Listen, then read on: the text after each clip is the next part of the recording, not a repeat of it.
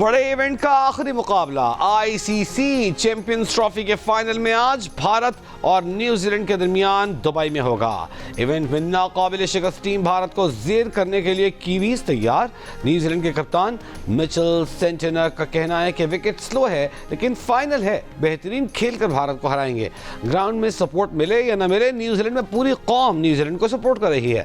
بھارتی بیٹر شبمان گل کہتے ہیں ون ڈے ورلڈ کپ کا فائنل ہوم گراؤنڈ میں ہارے لیکن اس بار ٹیم کے کھلاڑیوں کے حوصلے بلند ہیں، یہ فائنل ضرور جیتیں گے۔ میچ دوپہر 2 بجے جیو سپر سے براہ راست نشر کیا جائے گا۔ آئندہ ہفتے کے دوران ملک کے مختلف حصوں میں وقفے سے بارش اور پہاڑوں پر برف باری کی پیشگوئی۔ محکمہ موسمیات کے مطابق کمزور مغربی ہواؤں کا سلسلہ آج رات ملک میں داخل ہو کر 16 مارچ تک رہے گا۔ 12 مارچ سے اس کی شدت میں اضافہ ہوگا۔ اس دوران اسلام آباد، مری، گلیات، پنجاب کے پی، گلگت بلتستان اور کشمیر میں بارش اور پہاڑوں پر برف باری کا امکان ہے۔ بلوچستان کے متعدد علاقوں میں 14 اور 15 مارچ کو بارش اور پہاڑوں پر برف باری ہو سکتی ہے۔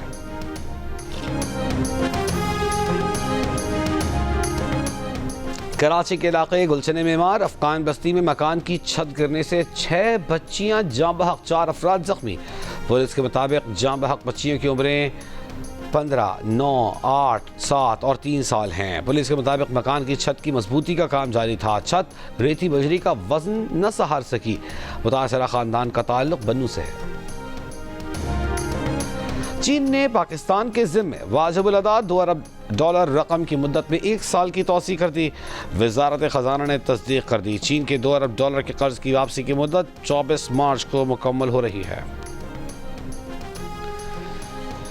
صدر ٹرمپ کے غزہ تعمیر نو منصوبے کے خلاف عرب لیگ کا متبادل منصوبہ۔ اسلامی تعاون تنظیم نے عرب لیگ کے منصوبے کی توثیق کر دی۔ چین اور یورپی ممالک کی بھی عرب منصوبے کی حمایت۔ عرب منصوبے پر کام کرنے کا عزم کا اظہار۔ برطانوی، فرانسیسی، جرمنی اور اٹلی وزرائے خارجہ نے مشترکہ بیان میں کہا عرب منصوبہ غزہ تعمیر نو کا حقیقی راستہ ہے۔ مصر کا کہنا ہے کہ عرب ممالک سے منظور شدہ منصوبے کو اسلامی ممالک کی حمایت بھی حاصل ہو گئی ہے۔ ٹرمپ نے غزہ کے فلسطینیوں کو مصر یا اردن منتقل کرنے کی تجویز دی تھی۔ فلسطینی کو جبری بے گھر کرنا سرخ لکیر گردانا جائے۔ فلسطینی عوام ہمدردی کے بیانات نہیں، مضبوط اقدامات چاہتے ہیں۔ نائب وزیر اعظم اسحاق ڈار کا اسلامی تعاون تنظیم کے وزرائے خارجہ اجلاس میں خطاب۔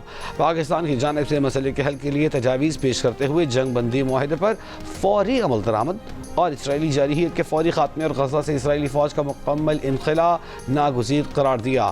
کہا ہم اپنے الفاظ نہیں اقدامات سے پہچانے جائیں گے۔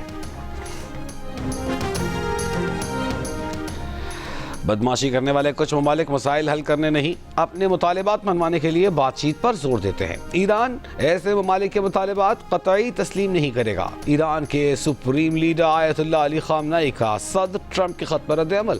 امریکی میڈیا سے گفتگو میں کہا کہ ایران اپنے میزائل پروگرام کے خاتمے کے مطالبات تسلیم نہیں کرے گا۔ امریکی صدر ڈونلڈ ٹرمپ نے ایرانی سپریم لیڈر آیت اللہ علی خامنئی کو خط لکھا تھا۔ خط میں جوہری معاہدے کے لیے بات چیت کی دعوت دی تھی۔ کہا تھا یہ ایران کے لیے بہتر ہوگا، دوسری صورت میں ہمیں کچھ اور کرنا ہوگا۔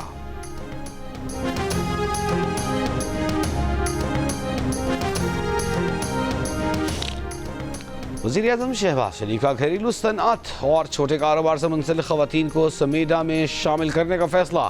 کہا حکومت خواتین کو با اختیار بنانے اور معاشی طور پر مستحکم کرنے کے لیے ترجیحی بنیادوں پر اقدامات کر رہی ہے۔ یوتھ لون اسکیم کے ذریعے خواتین کو کاروبار کے لیے کم لاگت قرض جات کی فراہمی یقینی بنائی جائے گی۔ پوری دنیا میں ہیڈ لائنیں لگی کہ پاکستان کا ایک وزیر اعظم تھا جس نے 190 ملین پاؤنڈ کا غبن کیا اور ڈاکہ ڈالا۔ اس نے پناما بنایا تھا، اقامہ نکلا۔ نواز شریف کے خلاف سازش کریں اور اس کے خلاف جس نے موٹرویز کا جال بچھایا، تو یہ فرق ہمیشہ رہے گا پاکستان بچانے والوں کا اور پاکستان کو برباد کرنے والوں کا۔ وفاقی وزیر اطلاعات عطا تارڑ نے کہا ہے کہ حکومت نے ملک کو دیوالیہ ہونے سے بچایا۔ حکومتی اقدامات سے معیشت درست سمت میں گامزن ہے۔ گجرانوالہ میں کارکنوں سے خطاب میں تھا لڑکا کہنا تھا کہ بانی پی ٹی آئی نے 190 ملین پاؤنڈ کی ڈکیتی کی۔ نواز شریف کی قیادت میں مسلم لیگ نون نے ملک کو ہمیشہ بحرانوں سے نکالا۔ پی ٹی آئی والوں نے پاکستان کی بہتری کے لیے ایک اینٹ نہیں لگائی، اپنے دور حکومت میں ملک کی ترقی کا سفر روکا۔ وزیر اعظم شہباز شریف نے دن رات محنت کر کے ملک کی معیشت کو استحکام دیا۔ توسا میں پنجاب کے پی سرحدی علاقے میں پولیس چوکی پر حملہ ناکام۔ پولیس کے مطابق پولیس کی جوابی فائرنگ پر حملہ آور فرار، کوئی جانی نقصان نہیں ہوا۔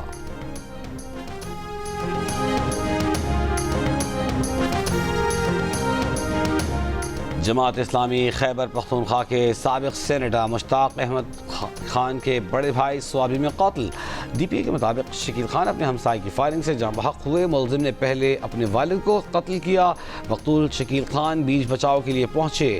ملزم مبینہ طور پر نشے کا عادی ہے۔ مشتاق احمد خان نے کہا کہ بڑے بھائی مجھے بہت عزیز تھے، وہ میرے دستے و بازو تھے۔ شکیل احمد خان کی نماز جنازہ دوپہر 3 بجے ضلع سوابی میں ادا کی جائے گی۔ گورنر خیبر پختونخوا فیصل کریم کنجی کا نوٹس رپورٹ طلب کر لی۔ وزیر اعلیٰ کے پی ارین گنڈا پور کا مشتاق خان کو فون، اظہار تعزیت، قاتل کی گرفتاری کی یقین دہانی۔ امیر جماعت اسلامی حافظ نعیم الرحمان کا اظہار افسوس۔ کراچی کے ساحل کے قریب بحیرہ عرب میں چھوٹے جزیرے بدو کو ماحولیاتی چیلنجز درپیش، پلاسٹک کا کچرا، صنعتی اسپتالوں کا فضلہ اس جزیرے پر مسلسل جمع ہو رہا ہے، جو سمندری حیات کے ساتھ ساتھ مقامی ماحولیاتی نظام کو شدید متاثر کر رہا ہے۔ حکومتی سطح پر سمندری آلودگی کم کرنے کے اقدامات کی کمی، کراچی کے باشعور شہری جزیرے کو آلودگی سے پاک کرنے کے لیے سرگرم۔ بلوچستان میں بے امنی کے باعث کوئلے کی پیداوار میں کمی، ایک سال میں 200 سے زیادہ کانیں بند۔ محکمہ معدنیات کے مطابق کانیں بند ہونے سے کوئلے کی پیداوار 35 لاکھ ٹن سے کم ہو کر صرف 16 لاکھ ٹن سالانہ رہ گئی ہے۔ صوبائی حکومت کا کہنا ہے کہ کوئلہ کانوں کی حفاظت کے لیے سیکیورٹی اہلکار بھرتی کرنے کا فیصلہ کر لیا گیا ہے۔ جلد 1000 سیکیورٹی اہلکار کانٹریکٹ پر بھرتی کیے جائیں گے۔ بورے والا میں نامعلوم موٹر سائیکل سوار افراد کی کار پر فائرنگ، کار سوار شخص جاں بحق، بیوی اور بچے زخمی۔ پولیس کے مطابق مقتول نے زخمی خاتون سے 12 روز قبل ہی دوسری شادی کی تھی۔ متاثرہ خاتون کا الزام ہے کہ اس کے خاوند کو سابق شوہر نے اپنے بھائیوں سے مل کر قتل کیا۔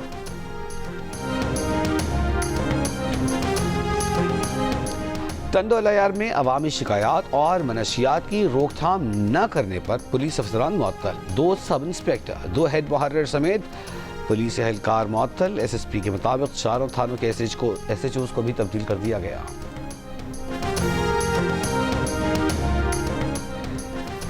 انگریز دور میں بنے پشاور کے 4 تاریخی تھانوں کو اصلی حالت میں بحال کرنے کا فیصلہ۔ پولیس نے محکمہ آثار قدیمہ کو خط لکھ دیا۔ تھانوں کی بحالی کا مقصد انہیں آنے والی نسلوں کے لیے محفوظ رکھنا ہے۔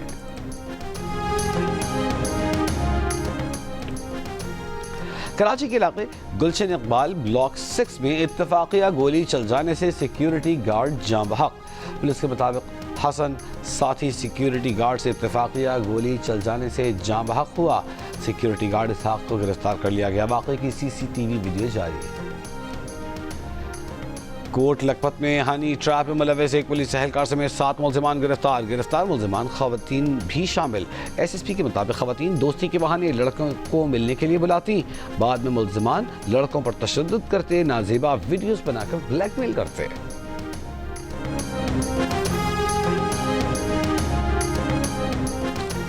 امریکہ کی اپنے شہریوں کو پاکستان کے سفر پر نظر ثانی کرنے کی ہدایت۔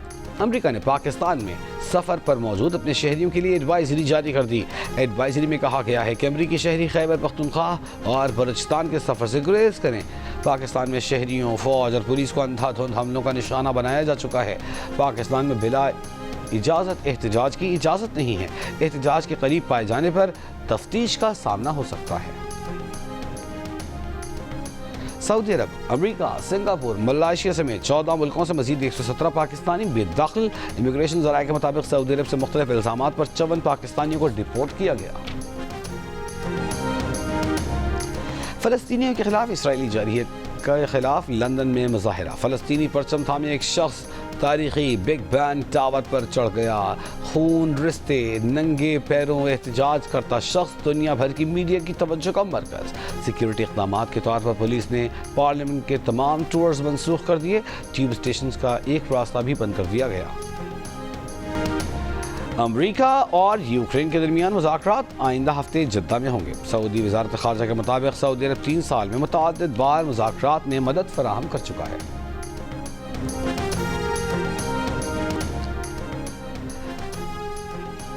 موسیٰ حراج آکسفورڈ یونین کے صدر منتخب۔ موسیٰ حراج وفاقی وزیر رضا حیات حراج کے صاحبزادے ہیں۔ موسیٰ حراج اس عہدے پر منتخب ہونے والے چوتھے پاکستانی ہیں۔ اس سے قبل بینظیر بھٹو، احمد نواز اور اسرار خان بھی آکسفورڈ یونیورسٹی یونین کے صدر رہ چکے ہیں۔ گورنر سندھ کامران ٹیسوری کی شاہ فیصل کالونی کے ریسٹورانٹ آمد میڈیا سے گفتگو میں کہا، شاہ فیصل کالونی میں پانی نہیں، سڑکیں بھی خستہ حال ہیں۔ وزیر اعظم رات دن کوشش کر رہے ہیں پاکستان کی معیشت ٹھیک ہو۔ جنہوں نے 1 کروڑ نوکریاں دینی تھیں، ان کے وزیر اعظم نے ایک دن یہاں رکنا پسند نہیں کیا۔ اور ملک کے معروف سرائیکی گلوکار پٹھان خان کو مداحوں سے بچھڑے 25 برس بیت گئے۔ پٹھان خان کی آواز کا سحر آج بھی برقرار۔